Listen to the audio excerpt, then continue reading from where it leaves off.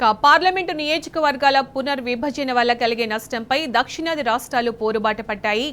చెన్నైలో ఇవాళ జరిగే అఖిలపక్ష సమావేశంలో చర్చించి ఒక నిర్ణయం తీసుకుని కేంద్ర ప్రభుత్వానికి హెచ్చరికను పంపించనున్నాయి.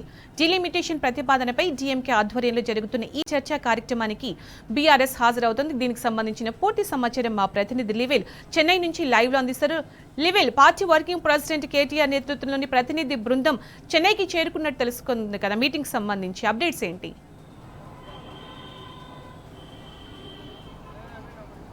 తమిళనాడు ముఖ్యమంత్రి డీఎంకే అధినేత స్టాలిన్ నేతృత్వంలో ఇవాళ దక్షిణాది రాష్ట్రాల జేఏసీ సమావేశం ప్రారంభం కానుంది.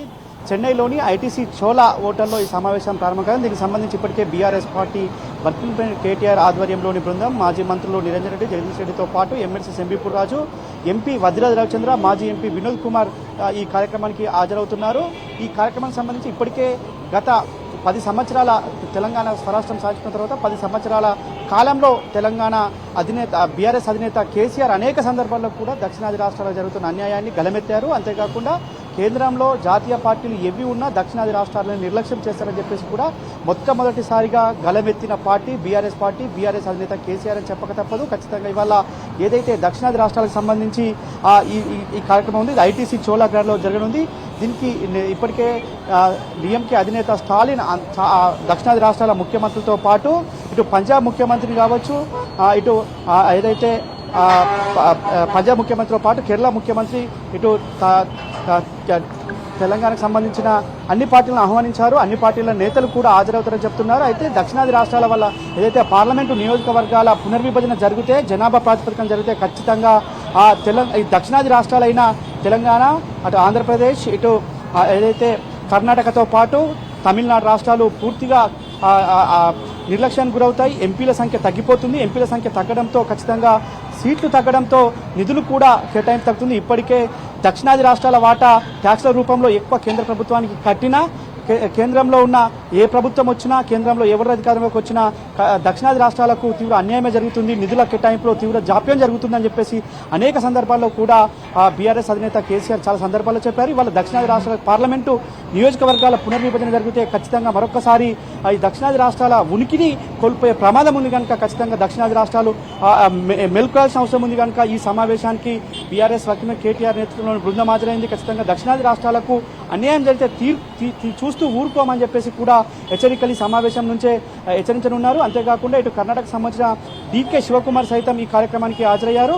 అన్ని పార్టీల ఏకీకృతమై ఖచ్చితంగా కేంద్రంపై పోరాటం చేయాల్సిన అవసరం ఉందని చెప్పేసి కూడా ఇప్పటికే ఇటు బీఆర్ఎస్ పార్టీ కావచ్చు, తమిళనాడులో ఉన్న డీఎంకే పార్టీ కూడా పెద్ద ఎత్తున పోరాటం చేస్తుంది.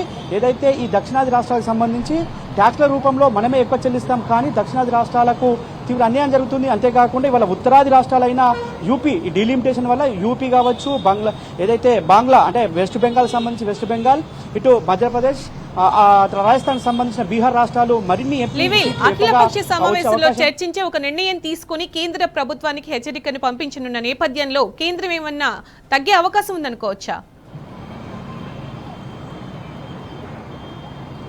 అయితే ఇప్పటికే చాలా సందర్భాల్లో కూడా బీఆర్ఎస్ పార్టీ హెచ్చరిస్తూ వచ్చింది, దక్షిణాది రాష్ట్రాలకు అన్యాయం జరిగితే చూస్తూ ఊరుకోమని చెప్పారు. గతంలో కూడా బీఆర్ఎస్ వర్కింగ్ ప్రెసిడెంట్ కేటీఆర్ ఏదైతే ఢిల్లీ పర్యటన నేపథ్యంలో ఢిల్లీలో మాట్లాడిన తర్వాత హోంమంత్రి అమిత్ షా మేము దక్షిణాది రాష్ట్రాలను చిన్న చూపు చూడట్లేదు, అలాంటిది ఇంకా పునర్విభజనకు సంబంధించి ఆలోచన చేస్తున్నారు. ఖచ్చితంగా ఇవాళ ఈ దక్షిణాది రాష్ట్రాలు ఒక్కటైతే కేంద్రంలో ఖచ్చితంగా వణుకు పుడుతుంది, కేంద్రంలో ఒక కదలిక వచ్చే అవకాశం అయితే స్పష్టంగా కనిపిస్తుంది. వీళ్ళ ఒక అల్టిమేటం అయితే జారీ చేయనున్నారు. ఇది మొదటి జేఏసీ సమావేశంగా చెప్పుకోవచ్చు. మొదటి జేఏసీ సమావేశంలోనే దాదాపు అన్ని పార్టీలు కూడా హాజరవుతున్నట్టు తెలుస్తుంది. దక్షిణాది రాష్ట్రాల్లో అన్ని కూడా ఏకీకృతం అయితే ఖచ్చితంగా కేంద్రంలో ఏ పార్టీ అధికారంలో ఉన్న దక్షిణాది రాష్ట్రాల్లో జరుగుతున్న అన్యాయం పైన గలమెత్తడానికి ఆస్కారం ఉంది. కాబట్టి ఖచ్చితంగా కేంద్రంలో ఏ ప్రభుత్వం ఉన్నా తగ్గే ఆస్కారం ఉంటుంది.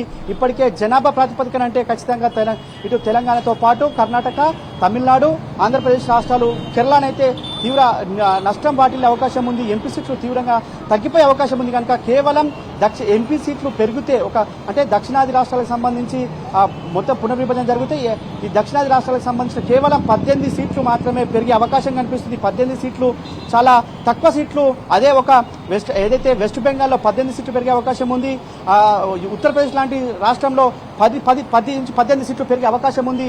ఏదైతే ఇప్పుడు తెలంగాణతో పాటు ఇటు తమిళనాడు, కేరళ, కర్ణాటక, ఏపీ ప్రధానంగా నష్టపోయి ఉన్నాయి. ఈ రాష్ట్రాలకు సంబంధించి ఇప్పటికే ఒక అల్టిమేటం జారీ చేయనున్నారు. దక్షిణాది రాష్ట్రాలకు సంబంధించిన ఈ ఒక కార్యక్రమాన్ని ముందుకు తీసుకుపోవడానికి ఇప్పటికే స్టాలిన్ నేతృత్వంలో ప్రారంభమైనప్పటికీ గతంలోనే బీఆర్ఎస్ అధినేత కేసీఆర్ దక్షిణాది రాష్ట్రాల తరపున అనేక సందర్భాల్లో చెప్పారు, మన జనాభా కంటే ఎక్కువ ట్యాక్స్ మనం పే చేస్తున్నాం, అయినప్పటికీ కూడా నిధుల కేటాయింపులో తీవ్ర అన్యాయం చేస్తుంది. తీవ్ర అన్యాయంతో పాటు ఏదైతే ఈ నిధుల కేటాయింపు కావచ్చు, ఇతర అంశాల్లో కూడా చాలా జాప్యం చేస్తుంది కేంద్ర ప్రభుత్వం. అంతేకాకుండా వాళ్ళ కొత్తగా ఏర్పడిన తెలంగాణ రాష్ట్రంలో మనం నవోదయ పాఠశాలలు అడిగాం. నవోదయ పాఠశాలలు జిల్లాకు ఒకటి ఇవ్వాల్సి ఉంది, అది చట్టంలోనే పొందుపరిచారు. కానీ ఇవ్వడంలో జాప్యం చూపింది. అదే దక్షిణాది రాష్ట్రాలు కాకుండా ఉత్తరాది రాష్ట్రాలు ఏది అడిగినా చేయడానికి కేంద్ర ప్రభుత్వానికి చేతులు వస్తున్నాయి తప్ప దక్షిణాది రాష్ట్రాలకు ఇవ్వట్లేదు అనేది కూడా ఒకటి ఉంది. అంతేకాకుండా దక్షిణాది రాష్ట్రాల్లో ప్రధానంగా ప్రాంతీయ పార్టీలదే ఎక్కువగా ఉంటుంది. ప్రాంతీయ పార్టీలు ఎక్కువ సార్లు విజయం సాధించాయి. ప్రాంతీయ పార్టీల ఆధిపత్యం ఎక్కువ. అంటే ఆ ప్రాంతీయ పార్టీలను అణచివేతలో బాగా కూడా వాళ్ళ దక్షిణాది రాష్ట్రాలకు తీవ్ర అన్యాయం చేస్తుంది కేంద్ర ప్రభుత్వం అని చెప్పుకోవచ్చు. అంతేకాకుండా వాళ్ళ రైల్వే బడ్జెట్ కావచ్చు, ఏ బడ్జెట్ చూసుకున్నా కేంద్ర ప్రభుత్వం పెట్టే బడ్జెట్ చూస్తే దక్షిణాది రాష్ట్రాలకు ఒకలా ఉంటుంది, ఏదైతే ఉత్తరాది రాష్ట్రాలకు ఒకలాగా ఉంటుందని చెప్పేసి అనేక సందర్భాల్లో అనేక పార్టీల నాయకులు చెప్పారు. కానీ వాళ్ళ మరొకసారి డీలిమిటేషన్ జరిగితే ఖచ్చితంగా దక్షిణాది రాష్ట్రాలు పూర్తిగా అన్యాయం గురవుతాయి. కనుక ఈ సమావేశంలో వాళ్ళు కీలక అంశాలపైన కూడా చర్చించనున్నారు. ఒక ఎజెండాగా తీసుకొని ముందుకు పోయే అవకాశం ఉంది. ఒక తీర్మానం చేసి మోడీ కేంద్ర ప్రభుత్వంలో ఉన్న ప్రధానమంత్రి కావచ్చు, రాష్ట్రపతి కావచ్చు, పార్లమెంట్లో సైతం దీనిపైన గలమెత్తేందుకు ఆస్కారం ఉంది. కనుక ఖచ్చితంగా దక్షిణాది రాష్ట్రాల ఎంపీలంతా కూడా ఏకమయ్యే అవకాశం ఉంది. కేంద్రంలో కాంగ్రెస్ పార్టీ ఉన్నా, ఇటు బీజేపీ పార్టీ ఉన్న దక్షిణాది రాష్ట్రాలకు దగా చేయడమే కేంద్ర ప్రభుత్వాలుగా పనిచేస్తున్న అనేక సందర్భాల్లో అనేక మంది నాయకులు చెప్పారు. అయితే ప్రధానంగా ఇవాళ బీఆర్ఎస్ అధినేత మొదటి నుంచి కూడా దక్షిణాది రాష్ట్రాలకు సంబంధించి దగా జరుగుతుంది, ఒక మోసం జరుగుతుందని చెప్పేసి పదే చెప్పారు. ఇవాళ ఏదేమైనప్పటికీ స్టాలిన్ నేతృత్వంలో మరి కాసేపట్లో దక్షిణాది రాష్ట్రాల కీలక సమావేశం ప్రారంభం కానుంది. సునీత. Right, thank you.